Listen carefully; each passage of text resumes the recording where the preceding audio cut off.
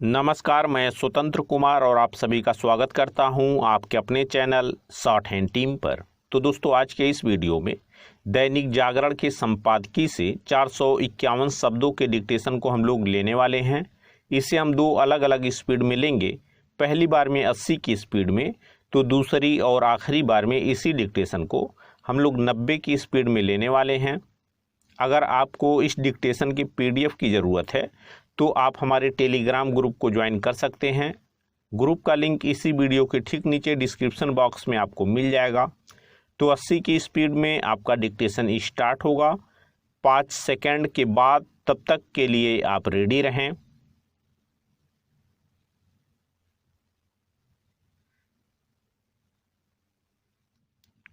Start.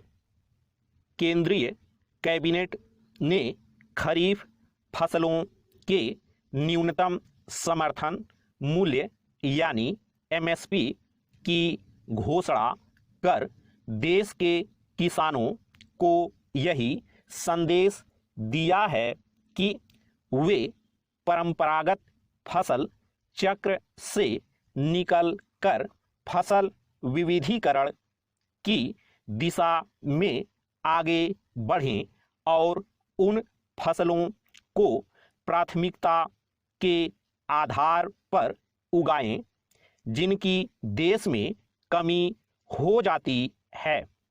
वास्तव में इसी कारण जहां धान, बाजरा, मक्का जैसी फसलों के न्यूनतम समर्थन मूल्य अपेक्षाकृत कम रखे गए हैं, वहीं दलहन और तिलहन के मूल्यों में उल्लेखनीय वृद्धि की गई है।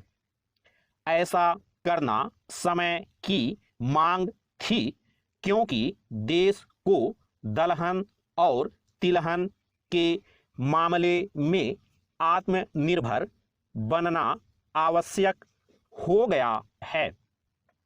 पिछले कुछ वर्षों से सरकार इस पर विशेष ध्यान दे रही है कि देश में दलहन और तिलहन का उत्पादन बढ़े।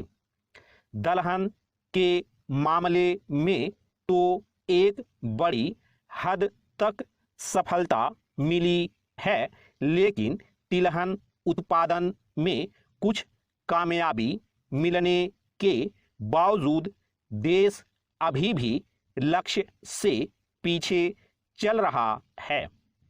इसका परिणाम यह है कि प्रति वर्ष करीब 1 लाख करोड़ रुपए खाद्य तेल के आयात पर खर्च करने पड़ते हैं। पैरा। भारत सरीखे कृषि प्रधान देश के लिए यह आदर्श स्थिति नहीं कि बड़े पैमाने पर खाद्य तेल का आयात करना पड़े। तिलहन के उत्पादन को प्रोत्साहित करना इसलिए भी जरूरी हो गया है क्योंकि यूक्रेन युद्ध के चलते विश्व बाजार में खाद्य तेल के दाम तेजी से बढ़े हैं। इसी कारण उनके ऊंचे दाम एक समस्या बने हुए हैं।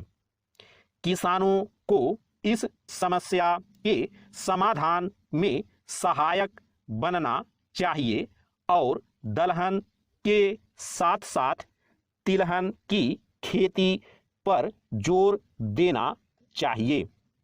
उन्हें इस बुनियादी बात पर भी गौर करना चाहिए कि उसी कृषि उपज के बेहतर दाम मिलते हैं जिसकी बाजार में मांग अधिक होती है। यह सही है कि किसानों के लिए धान उगाना आसान होता है, लेकिन इसकी अनदेखी नहीं की जानी चाहिए कि कई बार उसकी उतनी मांग नहीं होती जितना उत्पादन किया जाता है। एक समस्या यह भी है कि देश के वैसे कुछ हिस्सों में भी धान की खेती की जाने लगी है जहां पानी का संकट बढ़ रहा है और उसके अंधाधुंध दोहन के चलते भूजल का स्तर नीचे जा रहा है। इनमें से कुछ क्षेत्र तो ऐसे भी हैं जहां चावल की खपत भी कम होती है। बतौर उदाहरण पंजाब। किसानों और साथ ही किसान नेताओं को यह समझना होगा कि उन फसलों की पैदावार सीमित करने की जरूरत है जिनमें पानी की खपत अधिक होती है और बाजार में मांग कम। फसल विविधीकरण को अपनाना न केवल किसानों के लिए लाभकारी है बल्कि देश की अर्थव्यवस्था के भी हित में है। यह एक तथ्य है कि महंगाई देश की अर्थव्यवस्था को बुरी तरह प्रभावित करती है और इसमें अक्सर कृषि उत्पादों की अहम भूमिका होती है। स्टॉप। दोस्तों, इसी डिक्टेशन को दूसरी बार में हम लोग 90 की स्पीड में लेंगे और आपका समय स्टार्ट होगा 5 सेकंड के बाद। तब तक के लिए आप रेडी रहें।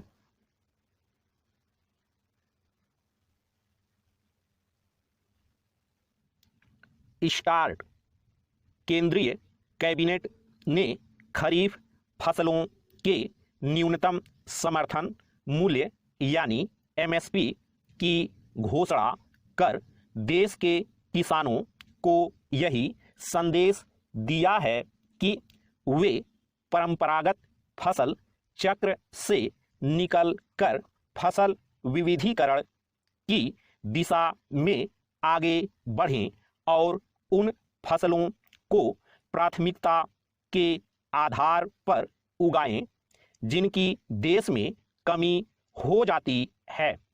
वास्तव में इसी कारण जहां धान, बाजरा, मक्का जैसी फसलों के न्यूनतम समर्थन मूल्य अपेक्षाकृत कम रखे गए हैं, वहीं दलहन और तिलहन के मूल्यों में उल्लेखनीय वृद्धि की गई है। ऐसा करना समय की मांग थी क्योंकि देश को दलहन और तिलहन के मामले में आत्मनिर्भर बनना आवश्यक हो गया है। पिछले कुछ वर्षों से सरकार इस पर विशेष ध्यान दे रही है कि देश में दलहन और तिलहन का उत्पादन बढ़े।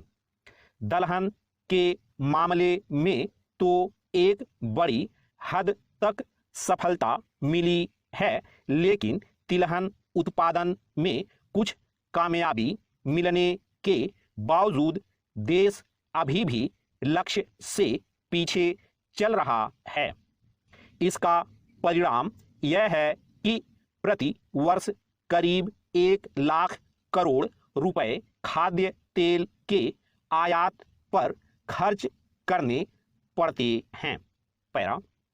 भारत सरीखे कृषि प्रधान देश के लिए यह आदर्श स्थिति नहीं कि बड़े पैमाने पर खाद्य तेल का आयात करना पड़े।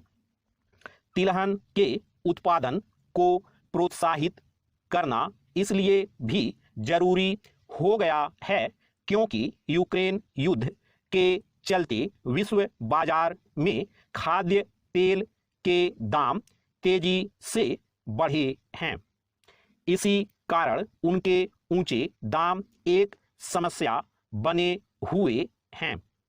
किसानों को इस समस्या के समाधान में सहायक बनना चाहिए और दलहन के साथ साथ तिलहन की खेती पर जोर देना चाहिए।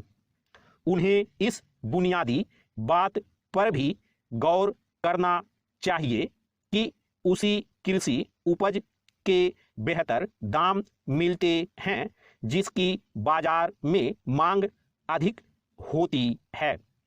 यह सही है कि किसानों के लिए धान उगाना आसान होता है, लेकिन इसकी अनदेखी नहीं की जानी चाहिए कि कई बार उसकी उतनी मांग नहीं होती जितना उत्पादन किया जाता है। एक समस्या यह भी है कि देश के वैसे कुछ हिस्सों में भी धान की खेती की जाने लगी है जहां पानी का संकट बढ़ रहा है और उसके अंधाधुंध दोहन के चलते भूजल का स्तर नीचे जा रहा है। इनमें से कुछ क्षेत्र तो ऐसे भी हैं जहां चावल की खपत भी कम होती है। बतौर उदाहरण पंजाब। किसानों और साथ ही किसान नेताओं को यह समझना होगा कि उन फसलों की पैदावार सीमित करने की जरूरत है जिनमें पानी की खपत अधिक होती है और बाजार में मांग कम। फसल विविधीकरण को अपनाना न केवल किसानों के लिए लाभकारी है बल्कि देश की अर्थव्यवस्था के भी हित में है। यह एक तथ्य है कि महंगाई देश की अर्थव्यवस्था को बुरी तरह प्रभावित करती है और इसमें अक्सर कृषि उत्पादों की अहम भूमिका होती है। स्टॉप।